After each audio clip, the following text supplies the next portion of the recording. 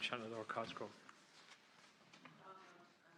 Eireann. Like many of my fellow senators have said here today, today is the International Day for the Elimination of Violence Against Women. And Al Jazeera reported last week that nearly a third of women worldwide have faced sexual or partner violence. 1 in 3 women in Ireland have experienced domestic abuse, and 277 women have died violently in Ireland since 1996. While most of the cases hit the headlines, like the murder of Aisling Murphy, springs to mind of Rustella Gallagher in Cork last week, most cases do not make the news and do not come to the public's attention. Last year, Gardaí were called to 65,000 incidents of domestic abuse. That's 1,250 every single week. And horrendous as these figures are, they don't even come close to the true scale of the problem.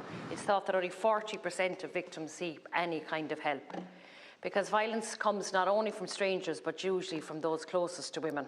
And then these brave women, when they're strong enough to seek help, they need to be strongly supported by our state.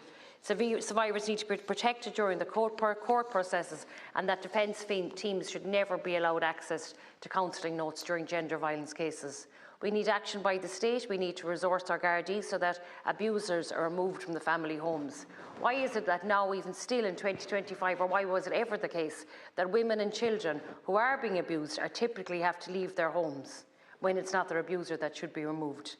For those who do leave, easier access to a rent supplement scheme for people fleeing domestic violence is a very welcome development since 2020, but unfortunately a rent supplement scheme does not help those who cannot find accommodation at all.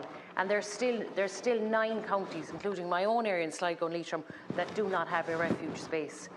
So, and then when people are given temporary refuge in safe spaces for women and children in other counties, then they're free.